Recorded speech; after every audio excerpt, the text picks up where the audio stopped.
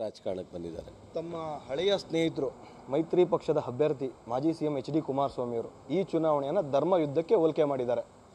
ಯಾವ ಥರ ಧರ್ಮ ಸತ್ವಿಕ ಅವರ ಮಾತಿನಂತೆ ನಡ್ಕೊಂಡವ್ರಿ ಅಂತಲ್ಲ, ಆ ಥರ ಹೇಳೋದಾದರೆ ನಮ್ಮದೇ ಧರ್ಮಯುದ್ಧ.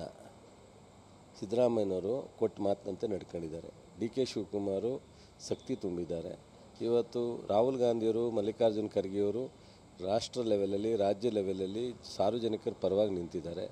ಬಟ್ ನಾವೇನು ಮಾತಾಡಿದ್ದೀವಿ ಅದರಂತೆ ನಡ್ಕೊಂಡಿದ್ದೀವಿ.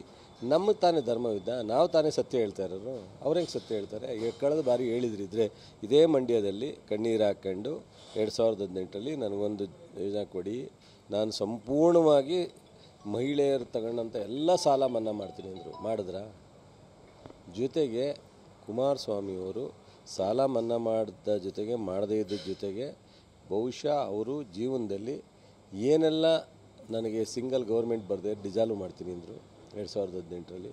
ಕಾಂಗ್ರೆಸ್ BJP ಜೊತೆ ಅಲಯನ್ಸ್ ಮಾಡ್ಕೊಂಡ್ರು. ಆಮೇಲೆ ಕಾಂಗ್ರೆಸ್ ಜೊತೆಲಿ ಹೋಗಿ ಮುಖ್ಯಮಂತ್ರಿ ಆದರು.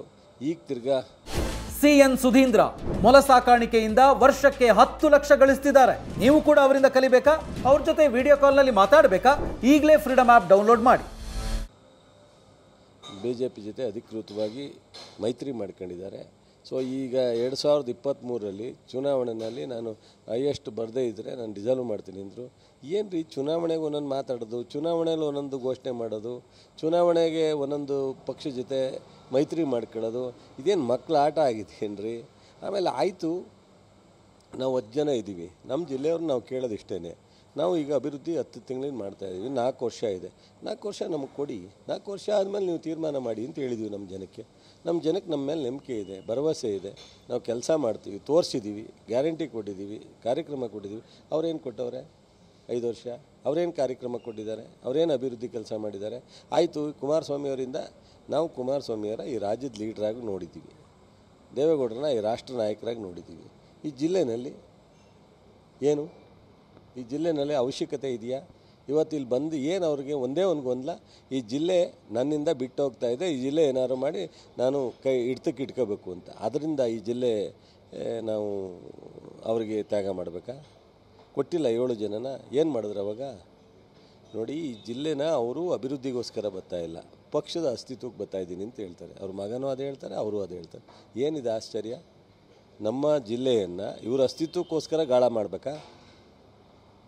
ನಮ್ಮ ಜಿಲ್ಲೆ ಅಭಿವೃದ್ಧಿ ಮಾಡೋದಕ್ಕೆ ದಯವಿಟ್ಟು ಈ ಜಿಲ್ಲೆ ವಿಚಾರನ ರಕ್ಷಣೆ ಮಾಡಿ ಅಂತ ಜಿಲ್ಲೆ ಜನರ ಮುಂದೆ ಹೋಗ್ತಾ ಇದ್ದೀವಿ ನಾವು.